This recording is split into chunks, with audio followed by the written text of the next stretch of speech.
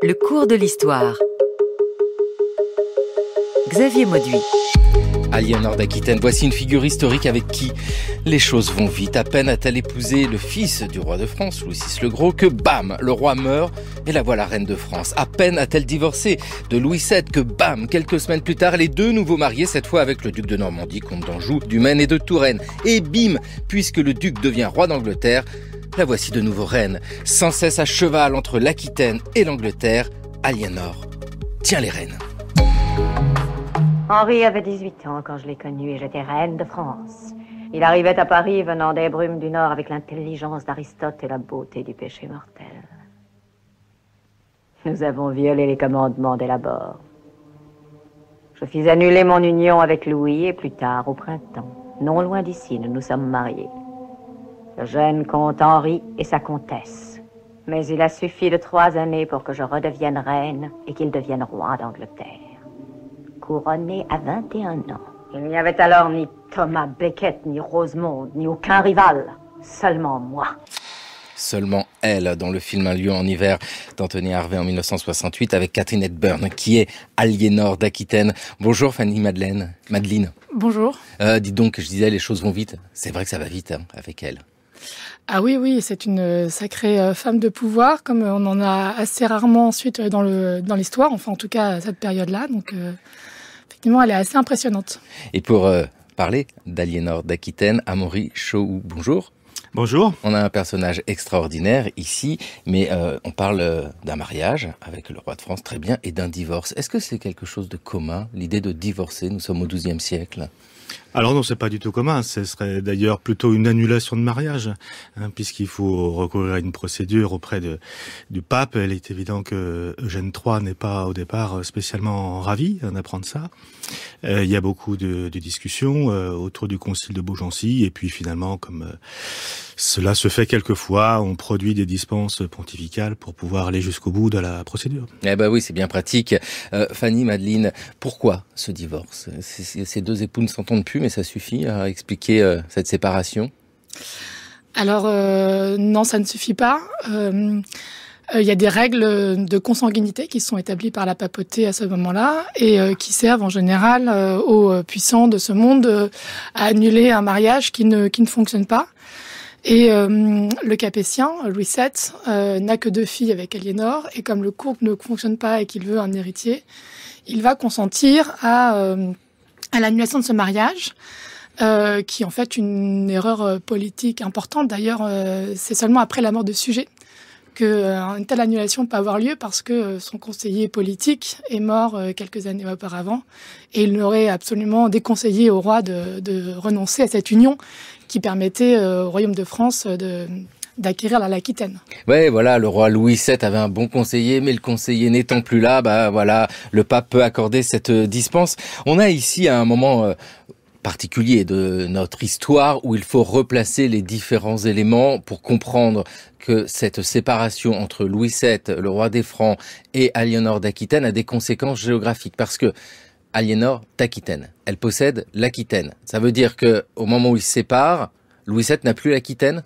Est-ce qu'on doit le concevoir comme ça? C'est pas tout à fait qu'il n'a plus l'Aquitaine, mais l'Aquitaine étant un fief mouvant de la couronne de France et un des principaux, en se séparant, il remet en circulation, si on peut dire, la suzeraineté sur l'Aquitaine, c'est-à-dire qu'il permet à Henri, comte d'Anjou par ailleurs, duc de Normandie, donc déjà un prince territorial parmi les plus puissants possibles, il le remet du coup en selle pour s'approcher d'Aliénor et pourquoi pas décrocher sa main, qui est celle d'un des plus beaux partis possibles parmi les princes et princesses, là pour le coup, territoriaux du royaume. Donc, ça va à une vitesse folle d'ailleurs. Ça va à une vitesse folle, effectivement, parce qu'il n'y a pas qu'Henri à être prétendant. Beaucoup de gens voient l'opportunité unique. Donc, lorsque Aliénor se déplace après l'annulation au concile de Beaugency, elle est approchée de très très près. Il y a des moments où c'est été assez tendu pour elle.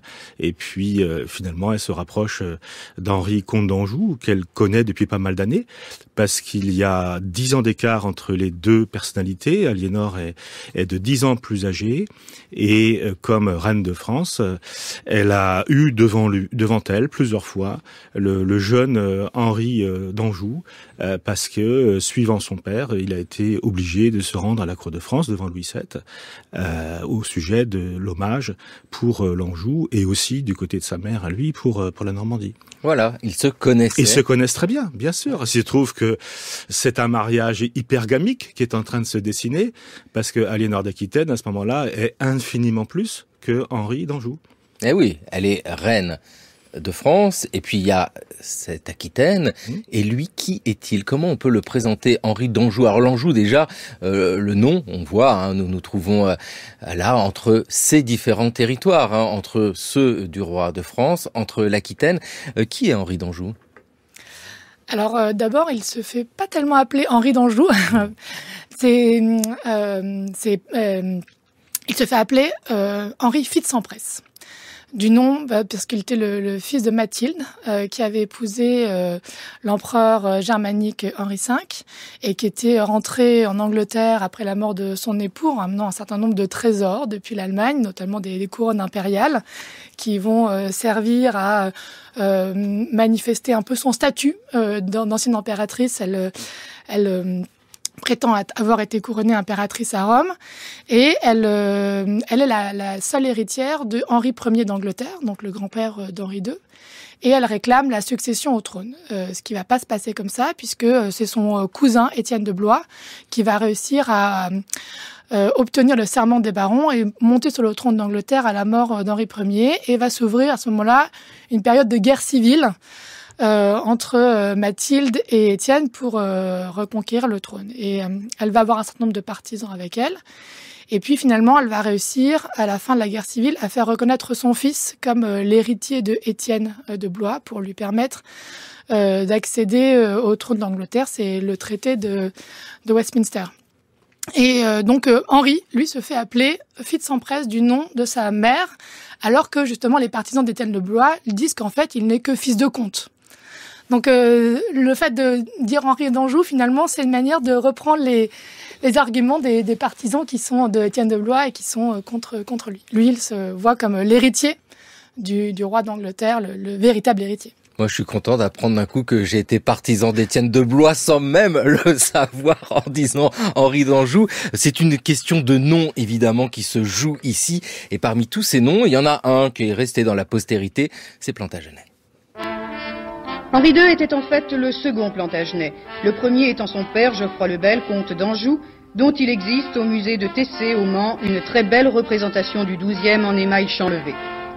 C'est donc à lui que fut attribué le surnom de Plantagenet, et la raison était facile à trouver. Tout simplement parce qu'il portait une blanche de genêt accrochée à son casque, et le surnom lui est resté, Geoffroy Plantagenet, surnom que l'on donnera ensuite à toute la dynastie de ses successeurs. Les Plantagenets assis sur le trône d'Angleterre donneront de grands noms à l'histoire.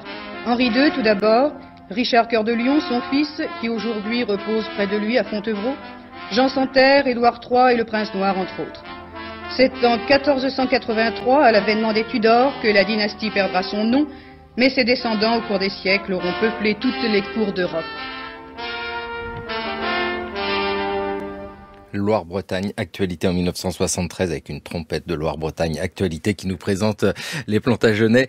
Dites-nous, Amaury Chauhoux, qui sont-ils? Vous êtes historien médiéviste, professeur en classe préparatoire, chercheur associé à l'université Rennes 2 et vous êtes l'auteur de cet ouvrage, Les Plantagenets et leurs cours, publié aux presses universitaires de France. Déjà ce nom, on l'évoque, ça a une signification particulière, Plantagenet?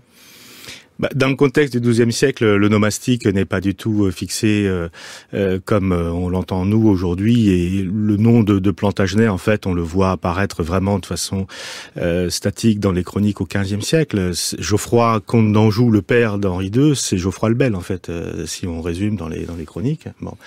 Donc, c'est nous qui, par esprit d'étiquetage, si vous voulez, avons pris l'habitude d'appeler Henri II Henri de Plantagenet, comme on dit Hugues Capet. Si vous voulez, Capet, c'est bien postérieur à 987 et à l'Assemblée de Senlis, vous voyez. Dites-nous, Fanny Madeline, maîtresse de conférences en histoire médiévale à l'Université Paris 1, Panthéon-Sorbonne et autrice des Plantagenets et leur empire, construire un territoire politique, cette origine des Plantagenets. Alors le nom lui-même, non, parce qu'on entend le Genet, moi j'aime bien, il y a un petit côté d'un seul coup végétal, c'est vrai ou pas? Alors l'anecdote est vraie. Elle a été écrite par un chroniqueur, etc. Donc, d'ailleurs, je me souviens plus exactement. C'est Wass. C'est Wass, voilà, c'est ça, c'est Wass. Il raconte quoi? Eh ben, il raconte ce qu'on a entendu tout à l'heure, c'est-à-dire qu'effectivement, il se baladait avec une branche de genêt à son casque, à son bonnet pour être identifié. Donc, l'anecdote existe, mais comme vient de le dire Amaury, la fixation dans le nom de la dynastie va être beaucoup plus tardive. Et d'ailleurs, les Anglais, les Britanniques, pour parler de ces rois Henri II, Richard Cœur de Lion et Jean sans Terre, ne disent pas les Plantagenets, ils disent les rois angevins d'Angleterre. Et ils vont attribuer le nom de Plantagenet à la dynastie seulement à partir du règne d'Henri III au XIIIe siècle. Alors, en 1152, au moment du mariage d'Aliénor avec Henri, je ne dis pas d'Anjou, il y a quoi ici comme territoire pour ce jeune couple ? Ah bah la corbeille s'annonce très bien garnie, puisque du côté d'Henri par son père, donc c'est le comté d'Anjou, qui est un comté très puissant. Déjà au Xe siècle, le comte d'Anjou est un personnage très important dans le jeu politique franc à l'époque de l'accession de Hugues Capet au trône. Par sa mère, donc Fanny vient de le dire, il y a la Normandie, et puis il y a surtout tout ce qui va avec la Normandie, c'est-à-dire l'Angleterre, alors dont on va accepter les provinces galloises, on va accepter l'Écosse, mais il y a quand même une revendication sur l'Écosse. Et puis il y a cet ensemble très très étendu donc du nord au sud. Vont s'ajouter par la suite la Bretagne, puisqu'Henri II va la faire basculer par une combinaison politique assez subtile à la suite d'une crise dynastique interne. Et puis Henri II étant en difficulté politique en 1170 à l'issue de l'assassinat de Thomas Becket, il va essayer de se racheter un petit peu auprès de Rome et de se faire apprécier autrement en lançant une grande expédition sur l'Irlande, qui est un petit peu un Hastings en réduction, et en 6 mois, puisqu'il va balayer les Gaëls sur son passage, il va s'octroyer une suzeraineté sur l'Irlande. Donc on se retrouve avec un très très vaste ensemble qui est un conglomérat en fait, depuis le mur d'Adrien jusqu'au col pyrénéen, et puis depuis l'estuaire de la Loire et la Bretagne jusqu'aux marches en direction du Berry. Vous utilisez le mot ensemble parce que bien souvent, quand il est question des Plantagenets, on voit le mot empire apparaître. Pourquoi on peut prendre une distance avec ce mot empire ? Parce que c'est un ensemble de dominations qui sont très hétérogènes, c'est-à-dire que par rapport à ce que serait pour nous un empire classique, l'empire carolingien ou l'empire romain, où il y a donc une domination de nature publique quelque part, et puis toute une aristocratie de hauts dignitaires, d'officiers qui détiennent quelque part un pouvoir de délégation de par l'empereur. Là, ça fonctionne pas du tout de la même façon, parce que Henri est roi d'un côté de la Manche, il est duc de l'autre côté, et à côté de la Normandie, il est comte en Anjou, il est duc par le chef de sa femme en Aquitaine. Donc ça renvoie à une hétérogénéité de mode de gouvernance, de droit, de coutumes, de langue, de monnaie même, si on veut aller sur le terrain de l'économie, qui est très importante. Fanny Madeline, comparé au territoire que domine le roi de France, c'est immense. Le roi des Francs, c'est un petit à côté de ce qui s'annonce avec les Plantagenets. Oui, c'est effectivement très très disproportionné, et en même temps, les Plantagenets sont des vassaux du roi de France. Ah, le paradoxe. Voilà. Je voudrais juste revenir sur ce que vient de dire Amaury, puisque moi je ne suis pas d'accord sur l'acceptation du mot empire. Je pense que justement c'est cette hétérogénéité qui fait la marque des empires par rapport aux États nationaux, par exemple. Donc pour moi c'est un argument en faveur du terme d'empire. La difficulté, c'est que Henri II n'a pas de titre impérial. Il n'est pas empereur. Pour moi, c'est ça, en fait, le nœud qui fait que c'est compliqué parce qu'il y a déjà des titres impériaux en Europe à ce moment-là. Il y a le titre impérial germanique, le titre impérial byzantin. Il y a les rois de Castille et Léon qui prétendent aussi à avoir un titre impérial. C'est le pape qui donne ce titre-là et il ne donne pas à Henri. Et Henri II ne cherche pas forcément à l'avoir non plus. Donc pour moi, la question, c'est que dans les ensembles politiques du XIIe siècle, c'est compliqué de parler d'empire parce que il existe déjà des configurations et il n'en est pas. Mais si on prend empire d'un point de vue, disons, de catégorie politique d'analyse pour comprendre le fonctionnement de ces espaces, pour moi, c'est un concept opératoire. Mais je suis d'accord avec ça. D'ailleurs, on a un collègue britannique qui dit c'est un empire qui n'a pas de nom. Voilà, absolument. Parce qu'il retient l'expression d'imperium. Et là, pour le coup, effectivement, ça fonctionne comme un imperium médiéval. Oui, avec toujours cette difficulté de savoir de quoi l'on parle, et vous l'avez très bien dit, Fanny Madeline, empire couvre plusieurs réalités. Donc selon la réalité que l'on adopte, bien sûr, ça ne dit pas exactement la même chose. Ce qui est certain, c'est que c'est vaste, c'est hétérogène, et que dans ce territoire-là, nous avons un souverain qui n'a pas une capitale fixe. On est encore au temps des capitales itinérantes. En tout cas, il va partout, tout le temps. C'est un souverain qui voyage beaucoup. À cheval, sur mer, oui, partout, tous les temps. C'est quelqu'un qui, alors Fanny a retracé pour lui et pour Richard et Jean Santerre les itinéraires terrestres et maritimes. Et c'est quelqu'un qui n'arrête pas, effectivement. Un autre de ses noms, puisqu'on était dans les noms tout à l'heure, en dehors de Henry Fitz-Empress, certains l'appelaient Henry Court-Mantle. Bon. Mais le manteau court renvoie à l'idée de la praticité pour monter à cheval. Voyez. Et c'est vrai que c'est quelqu'un qui n'était pas spécialement un mondain au sens où on pu l'être par la suite des rois de France comme les Valois, si vous voulez. Par contre, c'est quelqu'un, oui, qui se plaisait sur la route, au bord des chemins, à faire halte et très peu de temps en général, ce qui donnait lieu à une intendance assez sophistiquée. Et quelles sont les grandes villes de ce vaste territoire ? Alors, l'essentiel le cœur, en fait, dans lequel circulent les Plantagenets. D'ailleurs, en fait, Aliénor circule pas tout à fait de la même manière que Henri II. Elle est beaucoup plus statique, sédentaire. Dans les premières années, elle reste plutôt en Angleterre, après son mariage.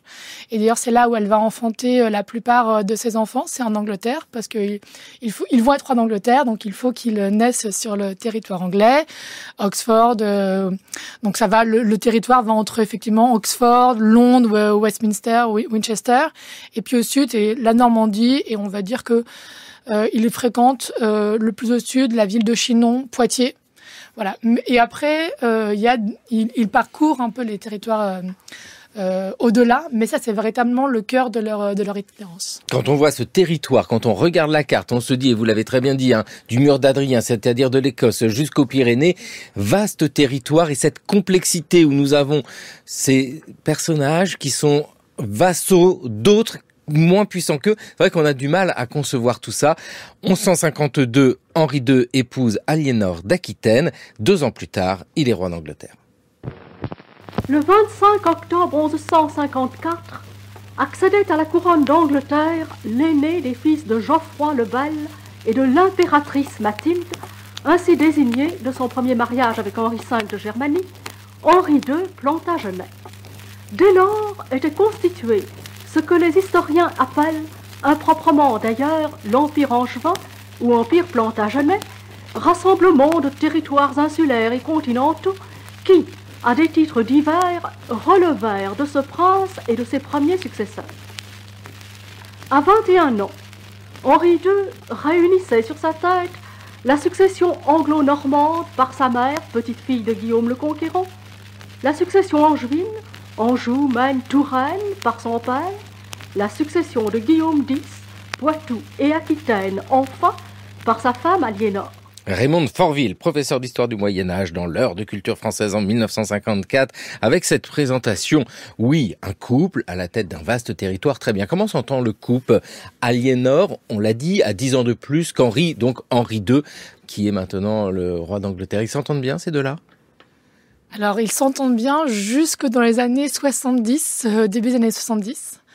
Ils s'entendent assez bien. Henri II va reprendre un petit peu... au début de son mariage, les revendications politiques de sa femme, qui est duchesse d'Aquitaine et qui veut récupérer en quelque sorte le Toulousain, le comté de Toulouse, qui normalement devait être un fief rattaché à l'Aquitaine. Et Henri II va mener une grande campagne en Toulousain en 159 pour accompagner et puis soutenir les revendications politiques de sa femme. Ils vont avoir un certain nombre d'enfants. Aliénor est quasiment enceinte de manière continue entre 1154 et 1166. Oui. Donc en fait, ils vont quand même former un couple à la fois uni, on va dire sexuellement, conjugalement, mais aussi politiquement, puisqu'ils vont se soutenir dans leurs ambitions politiques réciproques. Mais dans des systèmes dynastiques, c'est pas en marge, ces questions-là. Avec Louis VII, le roi de France, elle avait eu que des filles. Là, elle a des garçons, elle a de nombreux enfants. À Morichehoux, c'est très important. Bien sûr, tout le monde observe cela.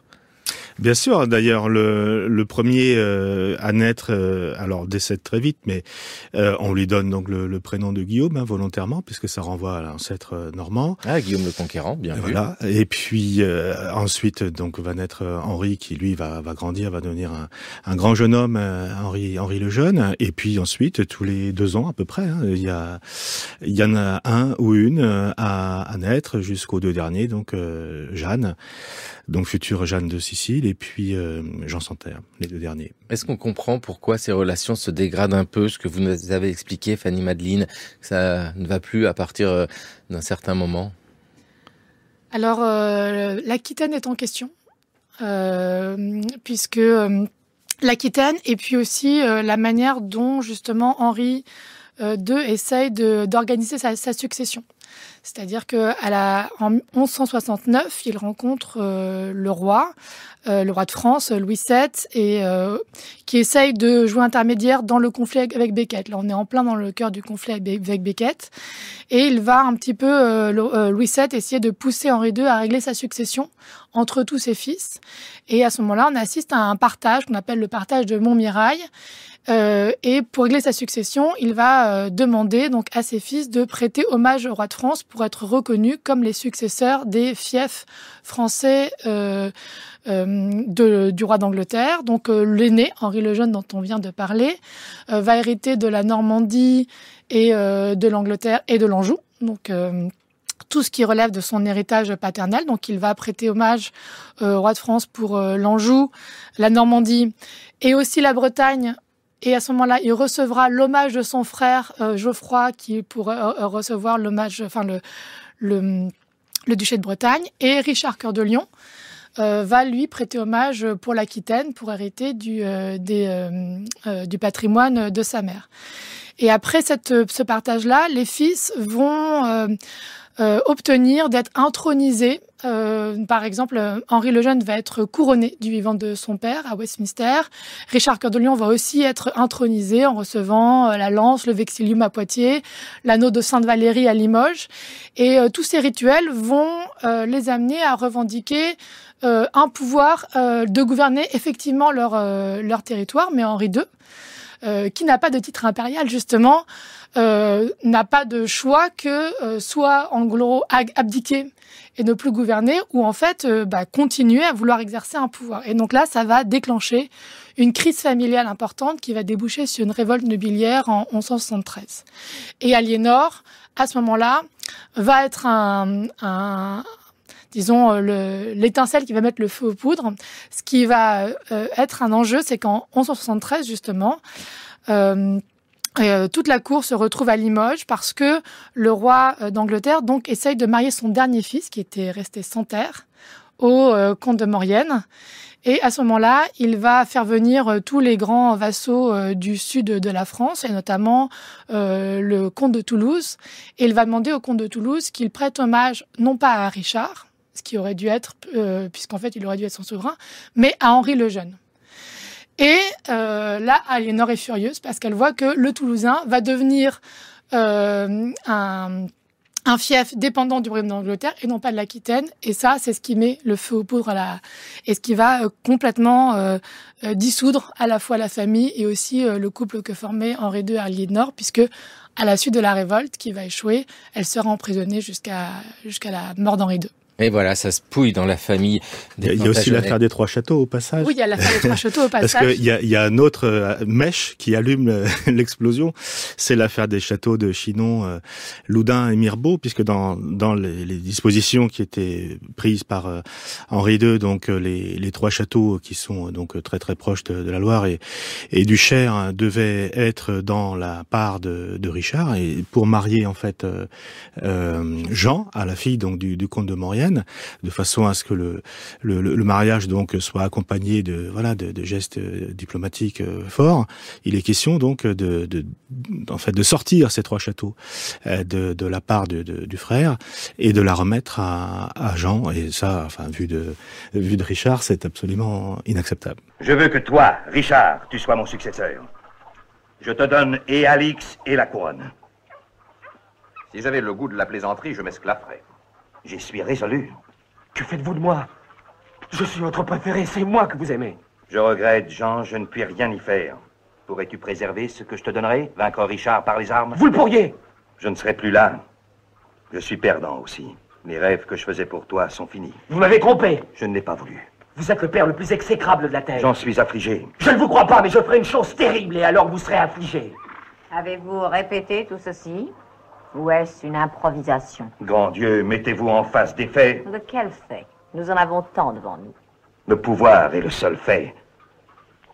Comment puis-je l'écarter du trône? Il le prendrait par la force si je le lui refusais. Non, vous m'obligeriez à me battre. Je vous connais, vous ne me donnerez rien. C'est vrai, je ne te donne rien. Tu as Alix et tu as le royaume, mais moi j'ai ce qui m'est le plus cher. Si tu es roi, l'Angleterre reste intacte. C'est à ça que je tiens. Tout est à toi, la couronne, la donzelle et toute cette maudite pétaudière. Ça ne te suffit pas. Un lion en hiver, terrible lion en hiver, cette famille, mais qui se déchire alors que Henri II, il est plutôt sympa comme papa, c'est-à-dire qu'il prévoit déjà pour ses enfants que chacun ait quelque chose. Oui, mais voilà, le problème, ce n'est pas tenable avec la place de la mère dans cette histoire, Aliénor d'Aquitaine. Alors, quel rôle joue-t-elle ici? Est-ce qu'elle manœuvre un petit peu contre son mari, Henri II? Vous faites oui de la tête à Maurice Chohou. Oui, parce que derrière chacun des fils, il faut voir que ce sont des réseaux vassaliques qui s'activent pour arracher un maximum de droits et de reconnaissance de la main d'Henri II. Donc quelque part, il y a des règlements de compte politiques et puis aussi une volonté de se renforcer au détriment du réseau rival. Donc c'est pour ça qu'Henri est en très grande difficulté, parce que sur un prétexte successoral classique, finalement, Aliénor souffle sur les braises pour quelque part utiliser ses fils, notamment son fils aîné, de façon en fait à asseoir son pouvoir à elle toujours plus fort sur l'Aquitaine et protéger Richard, puisque en principe c'est lui qui lui succédera à la tête de l'Aquitaine. Fanny Madeline, on peut vraiment dire ça, que pour Aliénor d'Aquitaine, le plus important, c'est l'Aquitaine. L'Aquitaine avec elle, l'Aquitaine avec son fils Richard, le futur Richard Cœur de Lion.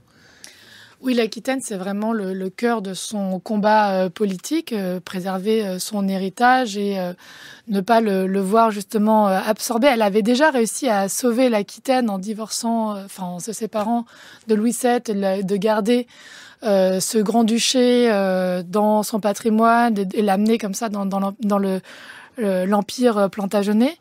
Et Aliénor, oui, n'a pas du tout la même conception politique de Henri II, qui, lui, justement, va développer au cours de ces années une sorte de gouvernement impérial, c'est-à-dire il va gouverner depuis sa cour, il va essayer de développer des structures administratives qui vont lui permettre de gouverner un si vaste empire depuis un point central qui est la cour, qui est un centre mobile. Et donc il est en train déjà de faire basculer cette organisation politique du XIIe siècle vers quelque chose qui va s'apparenter aux monarchies administratives de la fin du Moyen Âge Moyen-Âge. Alors qu'Aliénor, elle est vraiment encore de ce monde de la féodalité à revendiquer le pouvoir des grands féodaux, les pouvoirs territoriaux de ses fils. Elle n'est pas du tout dans cette forme de gouvernement curial. D'ailleurs, en fait, elle le suit très peu, Henri II, dans sa cour, qui est entourée de ses conseillers qui l'accompagnent dans chacun de ses déplacements. On a vu qu'elle était beaucoup moins mobile.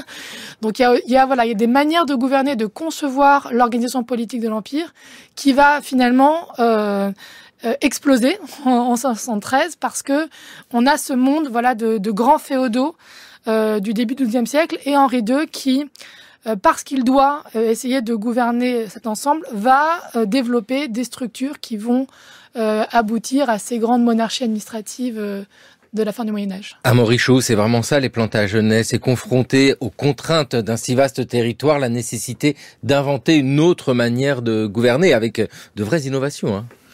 Oui, parce que c'est vrai qu'Henri II et Aliénor n'ont pas du tout le même point de vue. Henri II, quelque part, est plus moderne, on pourrait oser l'anachronisme. Mais lui, son problème, et il est infiniment supérieur à celui d'Aliénor, son problème, c'est le problème d'un gouvernement transmanche. Alors, c'est pas un problème nouveau au Moyen-Âge, puisque Guillaume le Conquérant était déjà confronté au même, et puis Henri Ier Beauclerc aussi. Donc, il y a eu une précocité extraordinaire dans les méthodes de gouvernement transmanche.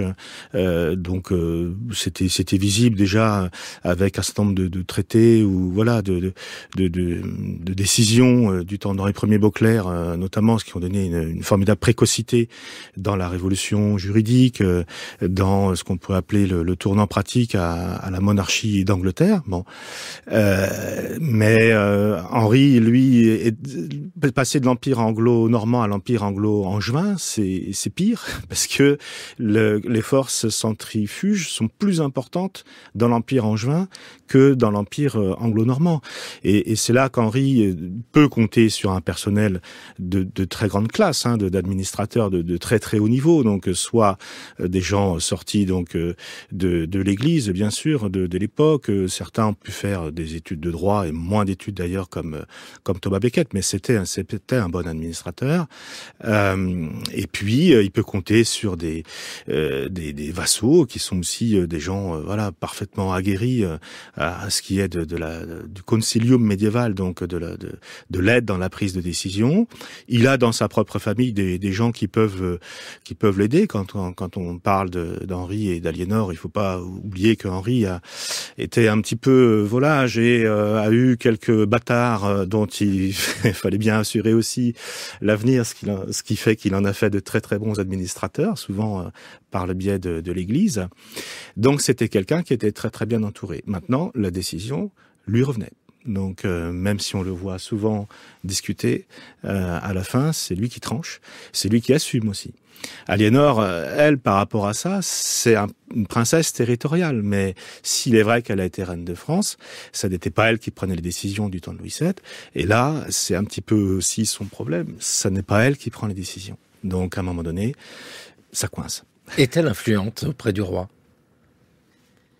Je pense qu'elle est influente au début du mariage, et notamment après leur mariage en 154, pendant qu'Henri II, justement, va commencer son itinérance, elle reste en Angleterre et elle assure une forme de régence en Angleterre, un peu à la manière des reines d'Angleterre depuis Guillaume le Conquérant, qui, en l'absence du roi, en fait, prennent les rênes du gouvernement, accompagnées du grand justicier, du chancelier, etc. Donc elle aussi, elle n'est pas toute seule, mais elle a une certaine forme de pouvoir politique, de pouvoir de décision politique au début qui avait été laissé par Henri II, et je crois que ce pouvoir va un petit peu s'amenuiser au fur et à mesure du temps, de leur relation, jusqu'à complètement disparaître après la révolte. Donc, elle est influente, mais comme toujours, cette influence, elle est variable, elle se modifie au cours du temps. Et voilà, et c'est plutôt au début de son mariage que ça va être important pour elle, ce pouvoir politique. Et puis, après la révolte, c'en est terminé. Évidemment, après la révolte, on sent qu'elle est évidemment plus considérée par le roi. Ici, nous avons un personnage formidable, Henri II, très bien, mais qui, surtout, et vous l'avez dit avec justesse à Maurice Chohuk, il s'appuie sur des gens compétents et des institutions aussi qui sont adaptées à ce vaste territoire, puisé en Normandie, notamment sur la terre tellement symbolique, dans ce duché de Normandie. Ben oui, il y a des institutions donc précoces, que ce soit au niveau fiscal, au niveau judiciaire, et il lui-même d'ailleurs fait grandir, si vous voulez, cet héritage normand. Donc pour ce qui est de la sophistication des techniques de l'échiquier d'Angleterre, on a la chance d'avoir gardé la série donc des rôles de l'échiquier d'Angleterre quasiment complète. Alors on en a un qui est isolé en 135 et puis après on reprend de façon continue à partir des années 1150. Et donc on voit, alors même si on peut pas parler de budget médiéval, ça n'aurait pas de sens, mais on voit quand même les émissions d'ordre de paiement, on voit les réceptions donc de fonds. Et là, pour le coup, on voit alors avec des erreurs inévitables, mais quelle administration ne fait pas d'erreurs, même de nos jours.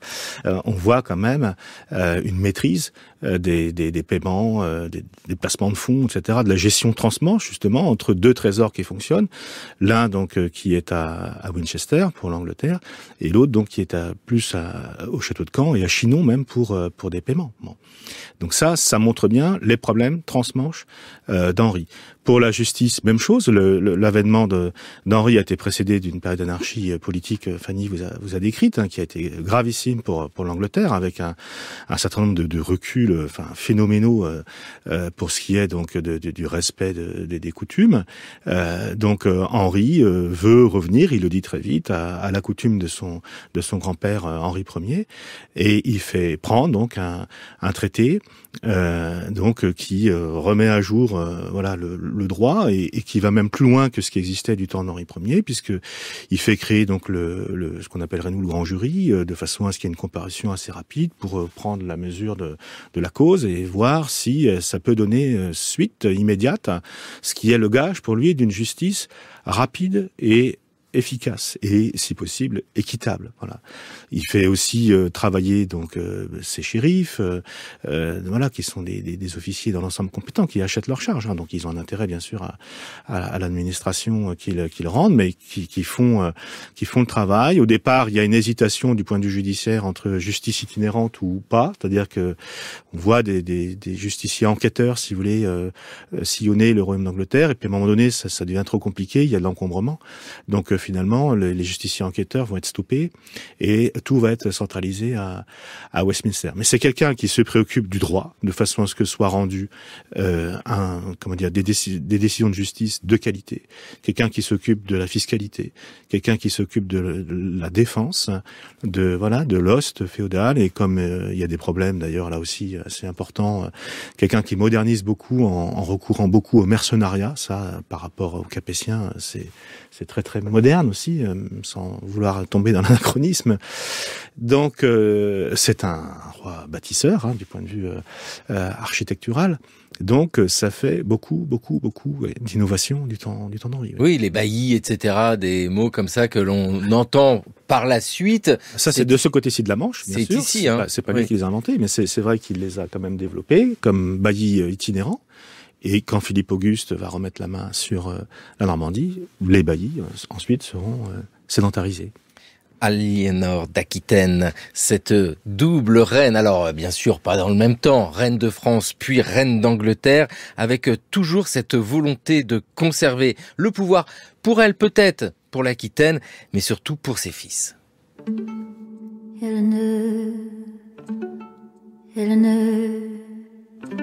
Lying there with book in hand, meditations, concentrations, you came old, I understand. They say I'm young, I must be young. It's sometimes on the same as you. With the autumn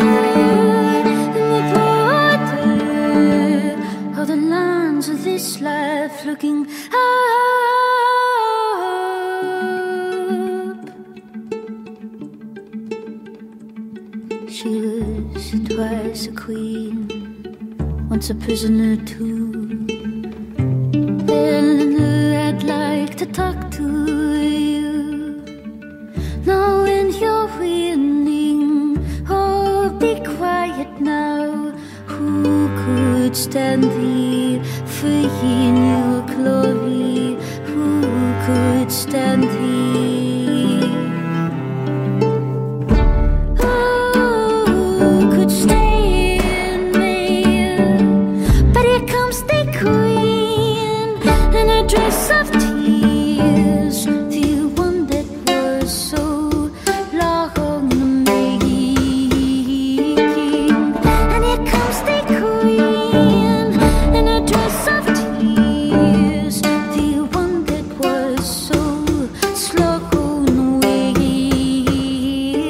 The body's barely cold, as the ladies do say, but that was nice, sugar and ice. But the queen is me, oh, long live the queen. France Culture, le cours de l'histoire. Xavier Mauduit. Carrie Crispinson qui chante la Queen Aliénor dans le cours de l'histoire sur France Culture, une émission réalisée par Thomas Beau et Laurence Millet avec aujourd'hui à la technique Marie-Claire Oumabadi. Nous nous intéressons à Aliénor mais également à ce territoire, cet espace, cet ensemble plantagenet avec Madeleine, Fanny Madeleine, dites-nous de l'incohérence de l'ensemble, parce que c'est très bien de dire Henri II sur ce vaste territoire fait des innovations pour pouvoir contrôler. Mais est-ce que l'on peut imaginer l'ensemble de tout ce qu'il imagine s'appliquer partout? Il y a encore beaucoup de différences. Oui, il y a beaucoup de différences. D'ailleurs, en fait, c'est le principe des empires que de ne pas être, de faire cette politique de la différence, enfin de gérer justement toute cette hétérogénéité. Mais il y a des tentatives quand même de normalisation et de verticalisation, en quelque sorte, des rapports de pouvoir de la féodalité sur le modèle anglo-normand, qui est une féodalité justement très verticale, qui remonte au roi directement. Et Henri II va utiliser sa victoire contre la révolte nobiliaire qui est lancée, qui a pris sur la crise familiale pour changer un petit peu, appesantir son pouvoir dans ces territoires continentaux et en leur imposant des modes de vassalité, de rédibilité des châteaux, par exemple. Ça veut dire quoi, rédibilité des châteaux? Eh bien, ça veut dire que on conserve l'idée que l'honneur ou le fief passe de père en fils, mais quand le fils veut hériter de son père, il doit, pour pouvoir avoir l'honneur ou le fief de son père, rendre hommage au roi d'Angleterre ou au prince territorial. Donc ça veut dire qu'il y a une réactualisation du fief qui permet au roi éventuellement de saisir le château si le seigneur se rebelle, puisqu'en fait il le fait rentrer de manière symbolique dans le domaine public en rappelant l'origine, voilà, de ce château qui avait été inféodé. Et ça, c'est quelque chose qui était très fort en Angleterre et en Normandie, et que Henri II va progressivement imposer en Anjou et surtout en Aquitaine, et qui va aussi donc du coup créer beaucoup de tensions et de résistance de la part des Aquitains et de tous ces féodaux, ces vassaux continentaux. Et Aliénor, évidemment, qui ne doit pas être contente contre il y a l'Aquitaine avec le pouvoir royal, bien sûr, mais il n'y a pas que ce pouvoir royal. Petit tour à tour. À ce concile de Tours apparaît le jeune primat d'Angleterre Thomas Becket, qui reçoit un accueil triomphal, et de la part des Français, preuve que dans ses passages à travers les domaines, et d'Henri II et de Louis VII, il n'a pas acquis si mauvaise réputation. D'autre part, il est accueilli paternellement, mais très affectueusement par le pape Alexandre. Alors, Becket entend l'évêque de Lisieux, Arnoux, faire un discours qui va être pour lui tout un programme. Défendre l'unité de l'Église contre tous les schismatiques et sa liberté contre tous les tyrans. Une causerie du révérend père Michel Riquet, radiodiffusée en 1961, qui évoque ce concile de Tours auquel participe Thomas Becket. On est dans cette seconde moitié du XIIe siècle avec un personnage dont le nom est incontournable, puisque l'un et l'autre, vous l'avez cité plusieurs fois depuis le début de l'émission. Qui est ce Thomas Becket ? Alors c'est vraiment le prototype achevé de ce que produit la cour Plantagenet, puisque au départ on pourrait nous dire de façon anachronique un parvenu, hein, c'est un fils de marchand, c'est pas du tout quelqu'un d'origine aristocratique, qui en tant que tel donc a fréquenté les écoles de droit de Londres, si vous voulez, et qui parce que il est devenu donc talentueux dans la rédaction des actes, est entré dans une pépinière de talent qui était la chancellerie de l'archevêque de Canterbury. Et c'est là donc dans ce qu'on pourrait un peu décrire comme une écurie de futurs grands personnages du XIIe siècle, à l'époque où se développe ce qu'on appelle quelquefois la réforme grégorienne, un terme qui pose problème. Bon, qu'il rencontre par exemple un secrétaire de l'archevêque qui va devenir un très grand, si ce n'est le plus grand théologien du XIIe siècle, Jean de Salisbury, hein, qui on va retrouver ensuite évêque de Chartres à partir de 1176. Et c'est là donc qu'il se fait apprécier au travail donc de rédaction d'actes pour l'archevêque, jusqu'à donc monter en grade en quelque sorte, et puis donc par reconnaissance, parce qu'il a su y faire aussi pour se faire remarquer par Henri II, devenir chancelier d'Angleterre. Donc il est relativement jeune quand même, et abat un travail considérable. Alors chancelier d'Angleterre, ce qui est un poste très exposé, mais bon, il arrive à gérer. Arrive le moment du décès de l'archevêque en titre. Henri II se dit que ça pourrait être une bonne opportunité pour lui, pour avoir l'église de Canterbury dans la main, que de faire nommer archevêque de Canterbury son chancelier. Et là, ce que Henri n'a pas vu venir, c'est que Thomas Becket va se conformer finalement aux intérêts de l'église de Canterbury pour commencer, un petit peu les siens aussi, il faut le dire.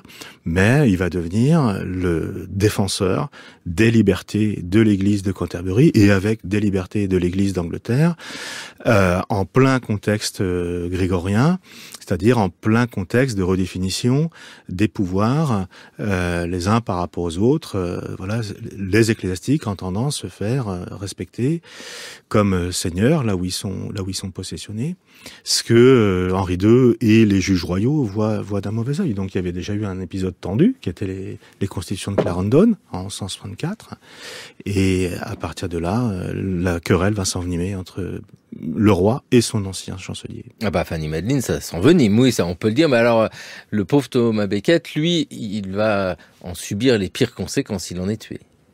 Oui, alors avant d'être tué, il doit partir en exil, c'est-à-dire qu'il s'oppose à la réforme que le roi veut faire. On a parlé tout à l'heure des réformes judiciaires d'Henri II.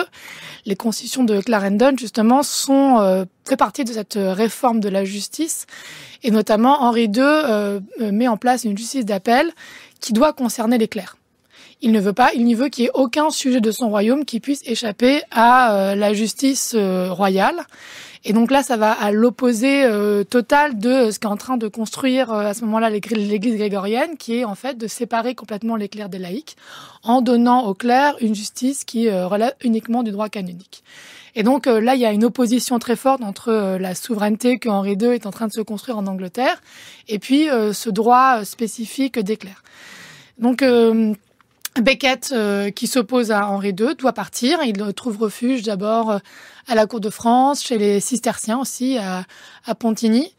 Et Henri II et Becket étaient très proches. C'est-à-dire qu'en fait, c'était pas seulement son conseiller. Ils avaient vraiment une relation amicale très forte. Donc l'opposition est aussi un lieu d'expression d'émotions politiques et d'affection qui est très spécifique. C'est peut-être aussi s'explique pourquoi en fait ça va aussi mal se dégénérer. Et après de multiples rencontres, on va essayer de faire l'intermédiaire, on va essayer de essayer de faire en sorte que Becket puisse revenir en Angleterre, reprendre sa place de prélat. Mais pour ça, Henri II doit accepter de reconnaître, de s'excuser ou de reconnaître un certain nombre de libertés. On va y arriver. Becket va retourner en Angleterre en 169. En 70, et puis il va du coup promulguer, se comporter comme un archevêque, ce qui va et puis essayer de rallier autour de lui un certain nombre d'évêques d'Angleterre qui, pour bon nombre d'entre eux, avaient été restés loyaux à Henri II. Donc il va essayer quand même de ramener à lui ces évêques qui étaient restés à Henri II, et puis Henri II est très mécontent, et au cours d'une de ses cours, alors qu'il est à Argentan, il va pester contre cet archevêque qui l'empêche d'accomplir ses réformes, qui l'entrave. Et 3 chevaliers vont le prendre au mot lorsqu'il dit « Mais qui va enfin me débarrasser de cet archevêque ?» Et ils vont traverser la Manche de nuit, retrouver Becket dans sa cathédrale un soir de décembre, le 20 décembre, je crois, en 170, et l'assassiner, faire couler le sang de l'archevêque dans la cathédrale. Pour le roi, c'est une véritable catastrophe. Avoir la responsabilité indirecte, mais ça suffit, d'avoir tué l'archevêque de Canterbury, ça c'est une tâche indélébile pour Henri II. Comment ça se passe avec Aliénor ici? C'est-à-dire que nous sommes en 1170, elle est déjà un peu exclue de tout cela, il y a eu déjà des soucis? Alors, elle a du recul vis-à-vis de tout ça, parce que c'est une affaire qui au départ touche vraiment les libertés de l'Église d'Angleterre. Donc même si elle a pas spécialement envie que ça déborde complètement. Au départ, c'est vraiment le problème d'Henri. Elle est approchée, Fanny a tout à fait raison quand elle dit que Thomas Becket cherche des appuis donc à la cour de France et dans la province ecclésiastique de Sens. Elle est approchée un petit peu à ce moment-là, mais en fait, elle n'ose pas trop prendre parti parce qu'elle sait très bien que du côté de l'Église d'Angleterre même, les gens sont très divisés. C'est-à-dire que pendant qu'il y a des gens qui sont des soutiens dans les évêques suffragants de Becket et qui, lui écrivent. Hein. Il y a une forte, production de correspondance à cette époque-là. On a d'autres évêques, par exemple l'évêque Gilbert Folliot, dont les lettres ont été conservées, évêque de Londres, qui écrivent pique-pendre de Becket. Donc Aliénor sait très bien qu'il n'y a que des coups à prendre dans cette affaire, et donc elle ne dit trop rien. Et elle a raison, elle a un grand talent politique, parce qu'effectivement tout va rejaillir sur Henri II. Oui, en fait, elle a un rôle un peu de médiatrice. C'est-à-dire qu'en fait, avant la mort de Mathilde l'Emperesse, la mère d'Henri II en 1167, elles vont toutes les deux envoyer des lettres pour essayer de faire en sorte que le roi et son archevêque se réconcilient. Donc, elle va surtout avoir ce rôle, de conciliation, d'essayer d'amener son mari à la raison, mais avec une certaine forme de distance, elle prend pas du tout parti. Elle s'instaure au contraire comme, un peu comme le roi de France, comme une instance médiatrice dans ce conflit qui peut avoir des conséquences graves, comme ça va être le cas. Et les conséquences, de toute façon, elles le sont pour Henri II extrêmement graves. Mais pour Aliénor, la question, elle, se pose plus sur la question successorale, sur ses enfants, la place à donner à ses enfants, ce qui conduit à la révolte. On est quelques années après, 1170, c'est la mort de Thomas Becket. 1173, c'est la révolte. Il y a quand même la volonté de s'éloigner de ce mari, un peu volage, un peu enquiquinant aussi, et qui ne lui convient plus. De toute façon, oui, 1173, ça fait partie des 4 années noires d'Henri II, puisqu'il ne sera véritablement rétabli dans son honneur, véritablement blanchi par Rome qu'avec la pénitence publique qu'il va effectuer à Avranches, mais on est en 1174. Bon, un événement qui a été précédé en plus par une victoire militaire sur le roi d'Écosse qui faisait partie des rebelles de 1173. Donc il y a 2 événements très rapprochés qui prouvent que les choses sont en train de basculer basculé de façon beaucoup plus positive en faveur d'Henri II, mais entre 1170 et 1174, Henri II, c'est un paria. C'est la date même de l'assassinat, c'est le 29 décembre 1170, c'est le lendemain de la Saint-Innocents. Bon, donc rien que ça, avec le sang qui coule au pied d'un autel de la cathédrale de Canterbury, enfin Henri II, il n'est pas présentable, si vous voulez. Et du coup, qu'est-ce qu'il fait? Il va en Irlande, parce que là, pour le coup, au moins, on est à une périphérie, une marge, vous voyez, occidentale, donc il sait qu'il peut opérer. Oui, mais Amaury Chauhoux, vous l'avez dit, ce paria revient sur le devant de la scène quelques temps après, et pour les ennemis du paria, c'est pas bon pour Aliénor. Ça, c'est direction la captivité, mais ça, c'est la suite de nos aventures. Merci vivement à tous les deux de nous avoir présenté Aliénor, reine d'Angleterre, et ce monde Plantagenet, les Plantagenets et leur empire, construire un territoire politique aux presses universitaires de Rennes. Fanny Madeline, c'est votre ouvrage, et les Plantagenets et leur cours aux presses universitaires de France. Amaury Chauhoux, ça, c'est le vôtre. Merci vivement à tous les deux. Merci, bonne vie. Il est temps pour nous de retrouver Gérard Noiriel. C'est le pourquoi du comment.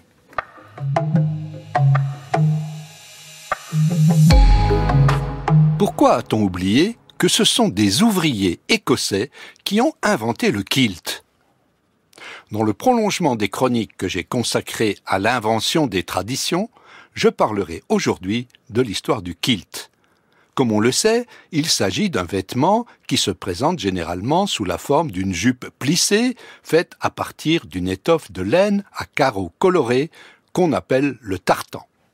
En septembre 2023, dans le cadre des cérémonies célébrant son avènement sur le trône du Royaume-Uni, le roi Charles III a étrenné un nouveau kilt spécialement conçu en l'honneur de son couronnement.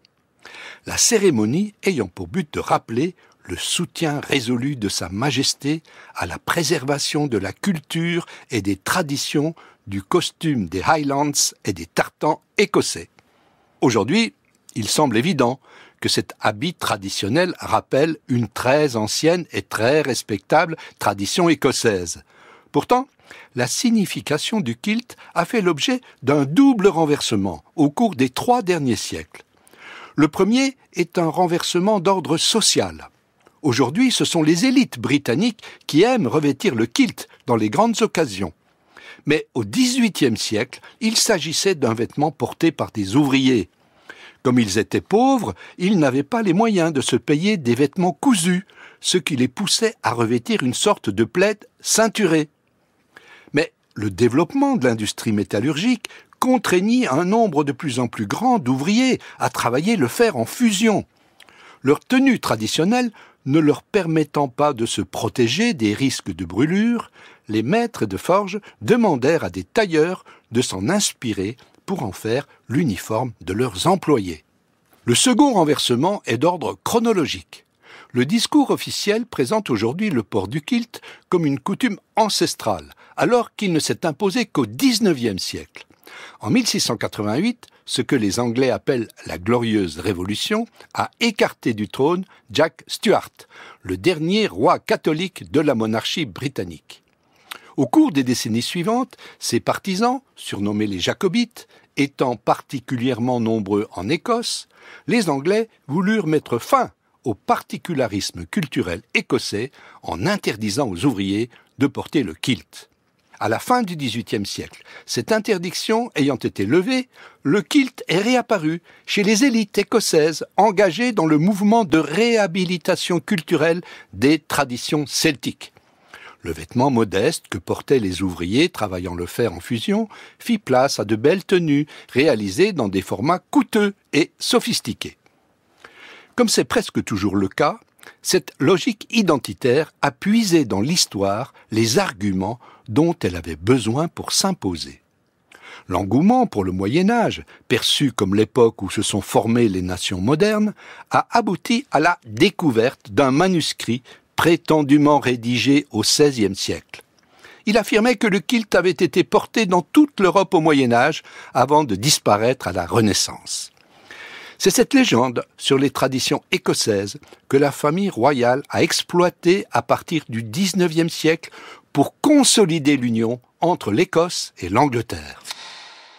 Perfide Albion. Merci Gérard Noiriel. C'était le cours de l'histoire sur France Culture, une émission préparée par Jeanne Delecroix, Toscane Vudes, Jeanne Copé, Mathieu Copal et Maïwen Guiziou. Le cours de l'histoire écouté à podcaster sur franceculture.fr et l'appli Radio France.